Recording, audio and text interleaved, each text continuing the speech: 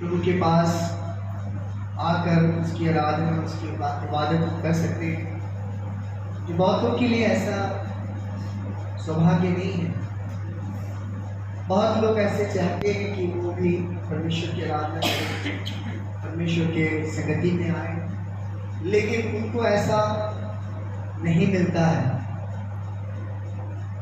कुछ ऐसे इस संसार में कुछ ऐसे जगह है, कुछ ऐसे देश है जहाँ पर जीवित परमेश्वर की आराधना के लिए बिल्कुल पाबंदी है और लोग छिपकर सुरंग के अंदर, पहाड़ के गुफा के अंदर और भी ऐसी बहुत से जगह है जहाँ पर कहा जाता है कि आदमी वहाँ पर कभी जा नहीं सकता। ऐसी जगह में छिपकर लोग आराधना करते हैं।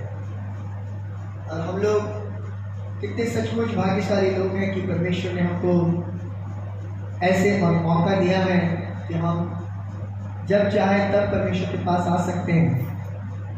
कितने खुलेआम परमेश्वर के पास हम लोग आ सकते हैं उसकी इबादत के लिए। और कई बार हम लोग ऐसे समय को पाने के बाद भी हम लोग ठुकराते हैं, हम लोग नेगलेक्ट करते हैं, हम लोग उसको बहुत ज़्यादा महत्व अपने जीवन में नहीं देते हैं।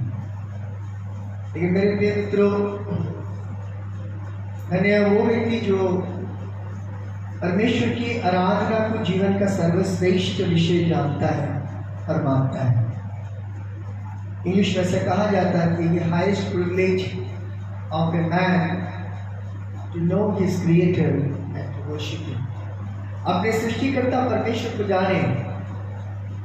ఇది చాలా పెద్ద ధన్యత అప్పుడు కోసము ఆయన సృష్టికర్త దేవునికి తెలుసుకొని ఆయనకి ఆరాధన చెల్లించండి। आइए मेरे साथ आप आराधना में जाने से पहले कुछ वचनों को निकालेंगे। तीतुस की किताब बुक ऑफ टाइटस और चैप्टर 2। तीतुस नए नियम में तीतुस की किताब और उसका दूसरा अध्याय, और हम लोग पढ़ेंगे कि 11वीं आयत से लेकर 14वीं आयत में। सर में कपड़ा दीजिए, बहन लोग आप लोग बैठते सर में कपड़ा देना अभ्यास करिए। Sit in the presence of God, आप अपने सर को ढाँप कर बैठे। तीतुस की किताब उसका दूसरा अध्याय पढ़िए। पहला है 11वां। తీతుస్ అంటే 2 తిమోతి తర్వాత ఉంటుంది తీతుస్ 2వ అధ్యాయం 11 నుంచి 14 వరకు మార్చి చదువుకుంటాం। 2వ అధ్యాయం 11 నుంచి 14 వరకు మార్చి। पहले आज पढ़िए कि परमेश्वर का वो अनुग्रह प्रकट है जो सब मनुष्य के उद्धार का कारण है। It teaches us to say no to ungodliness and unholy passion, and to lead self-control, the right and godly lives in this present age. और उस धन्य आशा के अर्थात अपने महान परमेश्वर और उद्धारकर्ता यीशु मसीह की महिमा के प्रकट होने की बात होते हैं। Who gives himself for us to redeem us from all wickedness and to purify from himself a people that are his very eager to do what is good. तीतुस के इस दूसरे अध्याय के अंदर हम लोग एक विषय को हम लोग देखते हैं जो पवित्र आत्मा मुझे आपको स्मरण दिलाता है कि हम जो लोग यहाँ पर इस समय बैठे हुए हैं, जो उसकी आराधना के लिए आए हुए हैं, हमारा एक स्पेसिफिक एक पहचान है। हमको परमेश्वर ने एक विशेष तौर से एक हमारा परिचय संसार में रखा है, और वो परिचय है कि हम परमेश्वर के अपने प्रजा हैं। We are his own people. संसार में जब हम लोग जीते हैं, संसार में जब हम लोग रहते हैं, तो संसार की जो प्रभुता बहुत ज़्यादा हमारे जीवन पर रहती है। The power of the world dominates always in our life. संसार की जो शक्तियाँ हैं या संसार की जो सामर्थ्य है वो हम पर अधिक अधिकार करने लगता है। लेकिन इसके बावजूद भी आप देखिएगा कि परमेश्वर का वचन बार बार इस बात को बताना चाहता है कि मेरा अनुग्रह, माई ग्रेस, मेरी दया, माई मर्सी, मेरी भलाई, माई गुडनेस, ये तुम्हारे लिए सब विषय से बढ़कर और महान है। और यही बात तीतुस के इस किताब में हम देखते हैं। तीतुस का बचा हुआ जीवन से तीतुस ने इस बात को अनुभव किया कि परमेश्वर ने हमको अपने अनुग्रह से इस संसार में अलग किया है और एक गंदा जो जीवन हमारा, एक अंधकार से भरा हुआ जो हमारा जीवन है, एक जीवन जिसकी कोई आशा नहीं है, जिसकी दिशा की कोई ठिकाना नहीं है, ऐसा जीवन को प्रभु यीशु मसीह ने अपने अनुग्रह से बदल दिया है। क्या लिखता है? पहली आयत का अगर आप पढ़ेंगे 11वीं आयत में बड़ा साफ रीति से बहुत सुंदर बात लिखा है, क्योंकि परमेश्वर का वो अनुग्रह प्रकट है जो सब मनुष्य के उद्धार का कारण है। उद्धार जो इस संसार में आया, सैल्वेशन, రక్షణ ఈ లోకంకి వచ్చిందంటే అది దేవుడు కృప చేత। ये सारे संसार इस बात को जानना और मानना ये जरूरी है कि अगर पाप से उद्धार या पाप से छुटकारा या पाप से मुक्ति अगर किसी को मिल सकता है, वो सिर्फ परमेश्वर का अनुग्रह उसकी बेटी के जरिए जो खुदावंद यीशु मसीह। और फिर वो क्या कहता है कि जो लोग उद्धार पा जाते हैं, जो लोग प्रभु यीशु मसीह को अपने जीवन में उद्धारकर्ता के रूप में अपना लेते हैं, उनका जीवन अब एक अलग प्रकार का जीवन हो जाता है। Their life become a different life in this world. और उनका जीवन संसार में नजर आने लगते हैं, उनके जीवन की बदलावट को लोग देख पाते हैं, उनके व्यवहार को लोग समझ पाते हैं, उनका उठना बैठना, उनका चाल चलन, उनके काम, सब कुछ डिफरेंट होता है। पिछले रविवार को मैं एक विशेष बात पर आपसे बात कर रहा था कि खुदावंद यीशु मसीह ने अपने उद्धार का सुगंध हमारे जीवन में दिया है। God has put the salvation's fragrance in our life। उद्धार का जो सुगंध है प्रभु यीशु मसीह ने हमारे अंदर में दिया है, और वो क्या चाहते हैं कि उसी उद्धार के सुगंध को हम संसार में लोगों को हम लोग फैलाएं। फिर मैंने बहुत से बार नित्य शब्द आपसे कहा था कि प्रभु यीशु मसीह ने ये भी अपने चेलों को रोटी देते समय में यही बात कहा था कि मेरे इस रोटी में और इस रागरस में जब तुम भाग लोगे तो मेरे मृत्यु और मेरे बलिदान को तुम क्या करोगे? प्रचार करते रहोगे। In one word we can say कि एक उद्धार पाया गया व्यक्ति, एक बदला हुआ व्यक्ति का जीवन हमेशा परमेश्वर की महिमा को इस संसार में प्रकट करने वाला एक जीवन होना चाहिए। The life which is saved by the blood of Jesus Christ is should be bring glory unto God all the time in their life। हमेशा उनके जीवन परमेश्वर की महिमा को प्रकट करना है। क्यों? अगर आप देखिएगा कि ये संसार जो है आज बहुत ही बुरी दशा में पड़ा हुआ है। मैं और आप जो संसार में बच गए हैं, या मैं और आप प्रभु यीशु मसीह को जो जान लिए हैं, या हमने उद्धार जो प्रभु यीशु मसीह से हमने पाई है, हमारे लिए ये संदेश तो है कि हम बच गए हैं, लेकिन उन संसार के लिए ये बहुत आवश्यक है जो आज इस महान उद्धार से वंचित है। They are escape from the great salvation of God.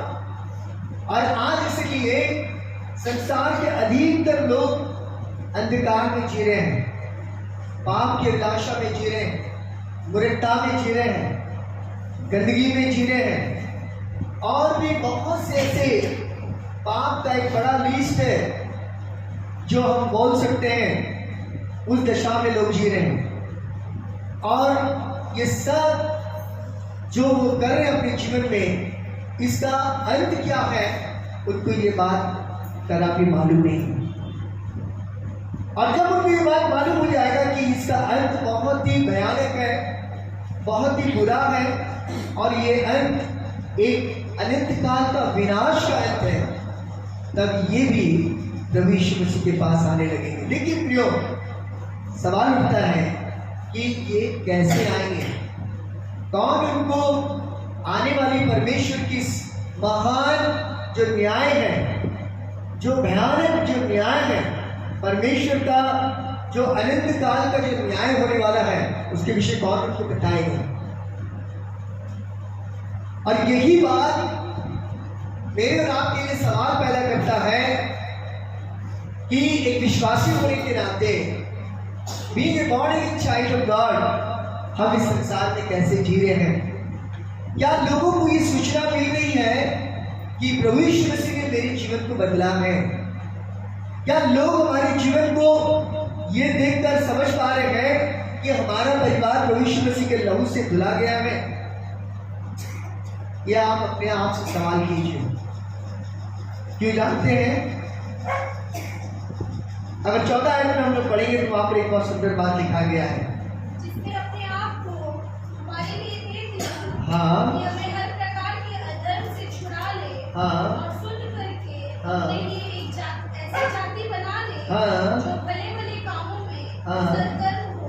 यहाँ लिखता है कि हमको उसने लहू से छुटकारा देकर हमको पवित्र बनाया, और इस संसार में हमको इसीलिए रखा है कि लोग हमारे जीवन को देखे और जाने कि एक सच्चा खुदा ने हमारे जीवन को बदल दिया है।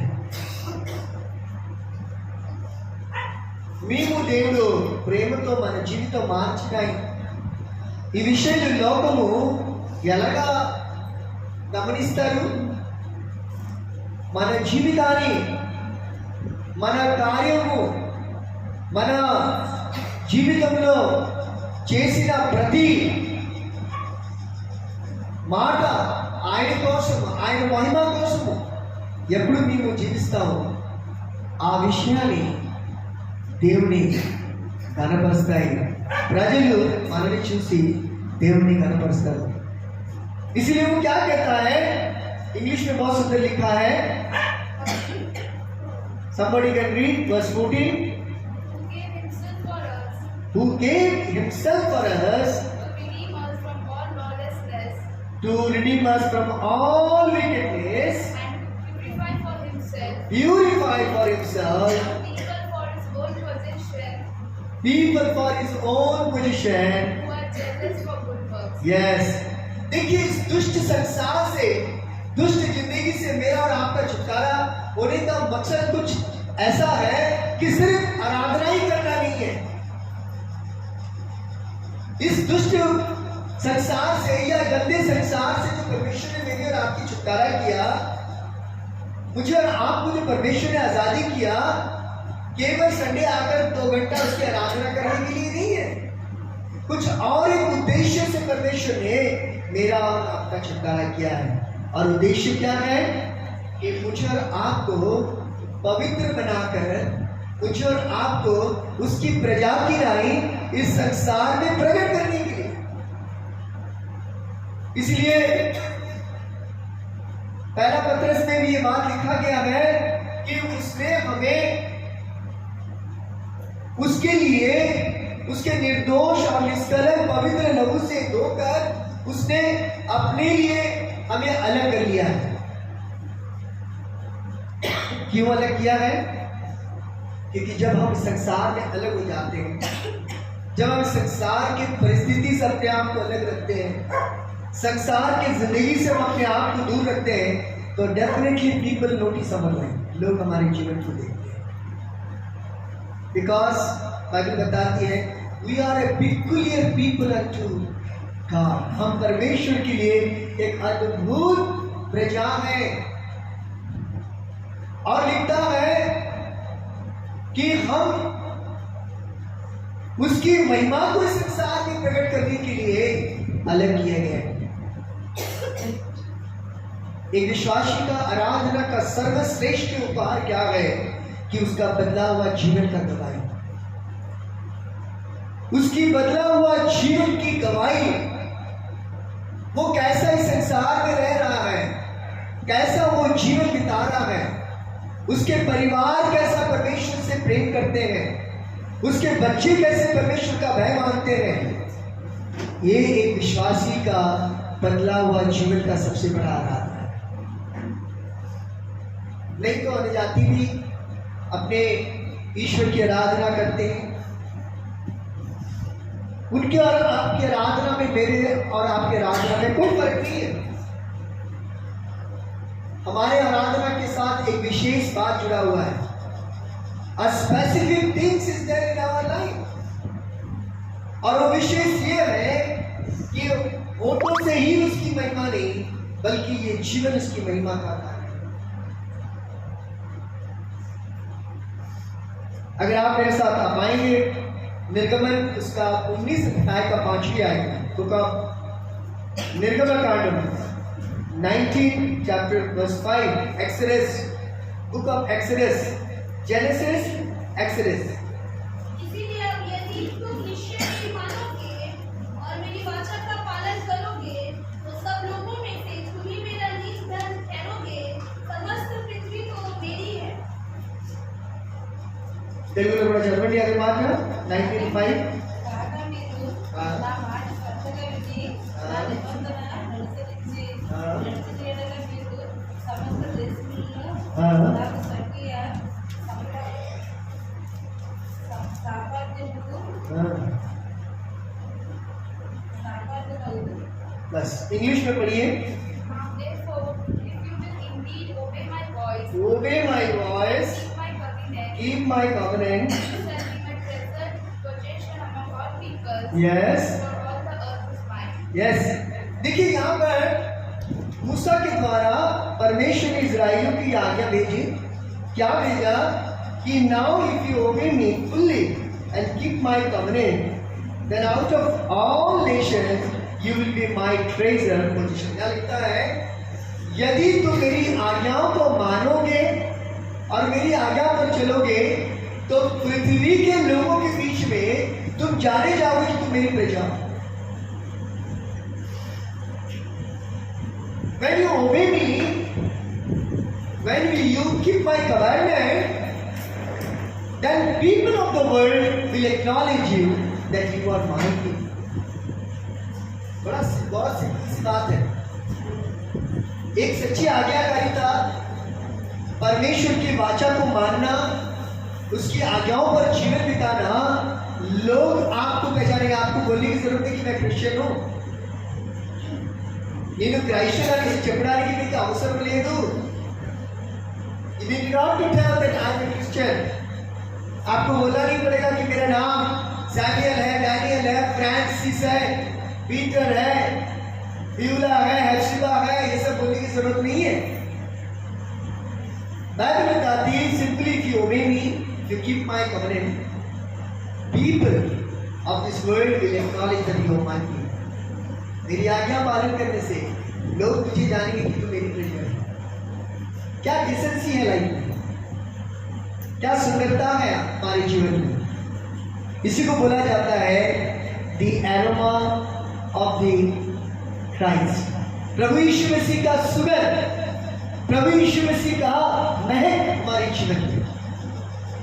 और जब लोग जान लेंगे कि दे आर डिफरेंट पीपल, वो अलग लोग हैं, उनका जीवन अलग है, वो छुड़ाए गए लोग हैं, वो लहू से खरीदे गए, वो परमेश्वर के पवित्र लहू से पवित्र किए गए, उनको पवित्र प्रजा के रूप में संसार में रखा गया।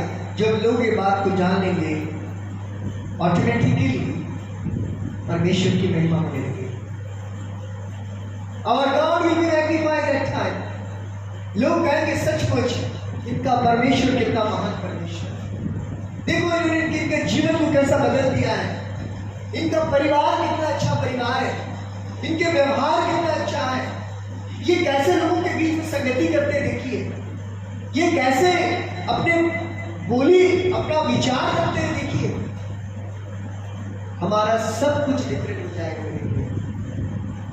एक बदला हुआ जीवन का गवाही प्रकट आएगा। एफिसियों की पत्री 2 अध्याय में, एफिसी ग्रंथము 2 अध्याय बुक ऑफ एफिशियंस चैप्टर 2 और उसका 10वीं आयत को पढ़िए।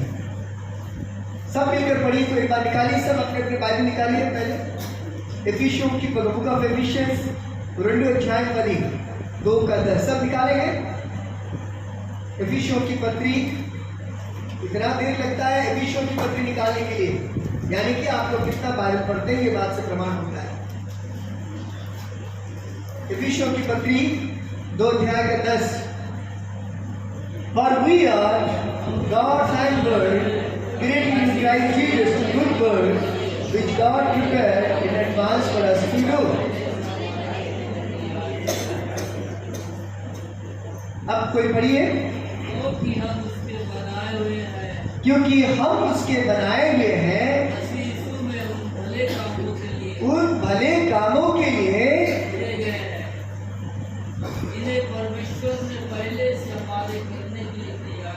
जिन्हें परमेश्वर ने पहले से हमें अपना करने के लिए तैयार किया। क्या लिखता है? पर वी आर गॉड्स हैंडवर्क, हम परमेश्वर के हाथों की रचना है। We are the creation of God's hand, हम परमेश्वर के हाथों की रचना है। बाइबल में एक बात लिखा गया है कि मेरा और आपका जीवन या मेरा और आपका घर कौन बना सकता है? कौन हमारे जीवन को सजा सकता है? कौन हमारे घर की रक्षा कर सकता है? भजन संगीता 127 और उसका 1 में लिखा है। भजन संगीता 127 1 पढ़ लीजिए ऊंची आवाज में। यदि यहोवा घर को ना बनाए तो बनाने वाला परिश्रम व्यर्थ है। बनाने वाला का परिश्रम व्यर्थ है। इंग्लिश में पढ़िए, Psalm 127 and verse 1. Unless the Lord builds the house, Unless the Lord builds the house, those who build it labor in vain. labor in vain. आप देख लीजिए कि मुझे आपको बनाने के लिए परमेश्वर हमेशा अपने विचार में रखे, और इसीलिए वो कहता है कि हमारा घर हो, हमारा जीवन हो, हमारा परिवार हो, हमारा सब कुछ वो ही बनाने वाला परमेश्वर है। और यहाँ पर हम लोग देख रहे हैं यीशु की पत्री और उसका 2 अध्याय के 10 में भी क्या लिखा है कि हम उसके हाथों की बनाए गए हैं। We are the God's handwork, हम लोग परमेश्वर के हाथों की बनाए हुए लोग हैं। हमें उद्धार परमेश्वर के उस महान बलिदान के कारण मिला है। हमें पाप से छुटकारा परमेश्वर के उस लहू के कारण मिला है। हमारे अपवित्र जीवन उसके पवित्र लहू के द्वारा धुले गए और पवित्र बनाए गए। और क्यों? क्योंकि लोग इस संसार में जाने कि हम उसकी प्रजा हैं। People of the world should acknowledge that we are His people. मेरे प्रियो, आज फिर एक बार उसकी उस महान प्रेम को आप स्मरण करिए जिसने आपको छुटकारा देने के लिए, आपको पवित्र बनाने के लिए अपने आप को क्रूस पर बलिदान किया, जिसने अपने महान प्रेम को आपके लिए प्रकट किया। क्या करने के लिए? आपको उसकी प्रजा बनाने के लिए। ఆయన ప్రజగా చేయడానికి, ఆయన పిల్లలుగా చేయడానికి ఆయన మన కోసము प्राण పెట్టారు। फिर केवल हमें छुटकारा देने के लिए या हमें पवित्र बनाने के लिए नहीं, बल्कि और क्या विशेष उद्देश्य के लिए परमेश्वर ने हमको छुटकारा दिया है। अभी आपने बताया आपको किस उद्देश्य के लिए, उसकी सुगंध को फैलाने के लिए, उसकी महिमा को इस संसार में प्रकट करने के लिए। तन महिमानी लोगों तेजपुरानी लोग जाने कि हम उसकी प्रजा हैं। लोग जब हमारी बदले हुए जीवन को देखे तो लोग जाने कि हम उसके हाथ के बनाए हुए प्रजा हैं। एक बार अपने दिल से पूछिए, जब संसार आपको देखता है, जब संसार के लोग आपको देखते हैं, किस नजर से आपको लोग देखते हैं? संसार के लोगों में क्या आपका पहचान है? कैसे लोगों के साथ उठते बैठते हैं आप? क्या खाते हैं, क्या पीते हैं, क्या देखते हैं, क्या सुनते हैं, कैसे लोगों के साथ संगति करते हैं जाकर,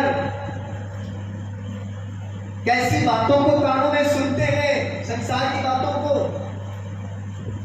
मेरे प्रियो, क्या आपको ऐसा लग रहा है कि आपका जीवन परमेश्वर का महिमा का कारण है?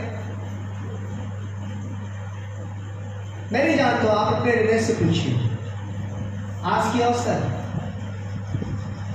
मुझे जवाब देने की जरूरत नहीं है। मैं कौन होता हूं? मैं तो आप ही के जैसा एक साधारण इंसान हूं। सिर्फ इतना ही मेरा परिचय कि मैं परमेश्वर का दास हूं। आज परमेश्वर की आत्मा आपसे पूछ रहा है, आपके लिए जो कीमत उसने चुकाया, जो लहू उसने बहाया, जो पवित्रता आपके जीवन में लाया, आपको इस संसार में उसकी प्रजा के रूप में रखा है, क्या उसका प्रमाण आप संसार में दे रहे हो? Can people acknowledging in your life that you are a child of God?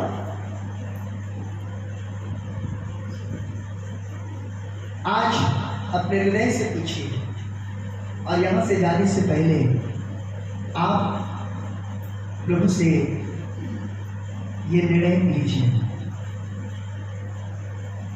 अगर आप इस बात को नहीं समझ रहे हैं, अगर आप इस बात को नजरअंदाज कर रहे हैं, अगर आप नेग्लेक्ट कर रहे हैं ये बात प्रमाणित करने के लिए कि आप परमेश्वर का प्रजा हो, तो परमेश्वर का वर्क ऑफ सैल्वेशन आपके जीवन में बेकार है। उसका उद्धार का काम आपके जीवन में व्यर्थ है। उसने फालतू में आपके लिए खून बहाया, उसने बेकार में आपसे प्रेम किया, बेकार में उसके हाथों में कीले लगाए गए, उसके कांटों में ताज पहनाया गया, उसके छाती में भाले मारे गए, पीठ में कोड़े चढ़ाए गए। कुछ फायदा नहीं है गीत गाने से, जो क्रूस पर लटका हुआ है वो मेरा मसीहा है।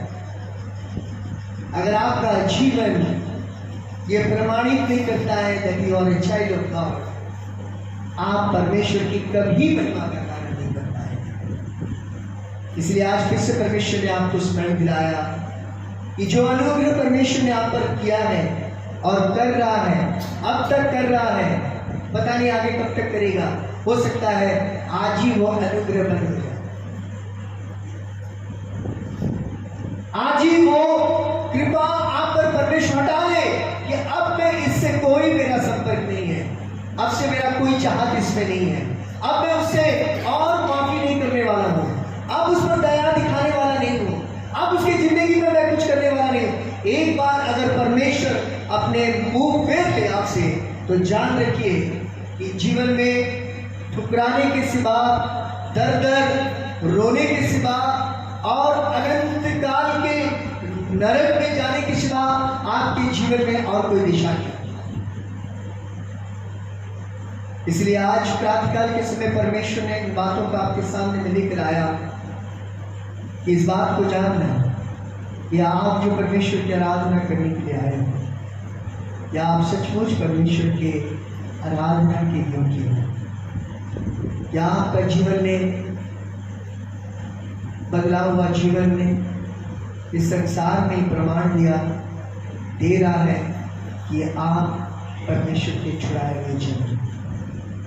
मुझे नहीं, मुझसे माफी मांगने की नहीं, या मेरे सामने शर्मिंदा होने के लिए नहीं मेरे प्रियो, आप उस परमेश्वर के सामने शर्मिंदा होइए जिसने सब कुछ आपके लिए किया, जिसने सब कुछ आपके लिए निछावर किया, जिसने अपने इस लहू का एक एक बूंद आपके लिए बहा दिया। उस परमेश्वर से आप माफी मांगें। खुदा करे एक पश्चातापी, एक सच्चे हृदय से आप उसकी आराधना परमेश्वर के सामने करें। प्रवीण वचनों के द्वारा मुझसे और आपसे हम सबसे बातें। आइए समय पर आराधना हो जाएंगे। हम अपने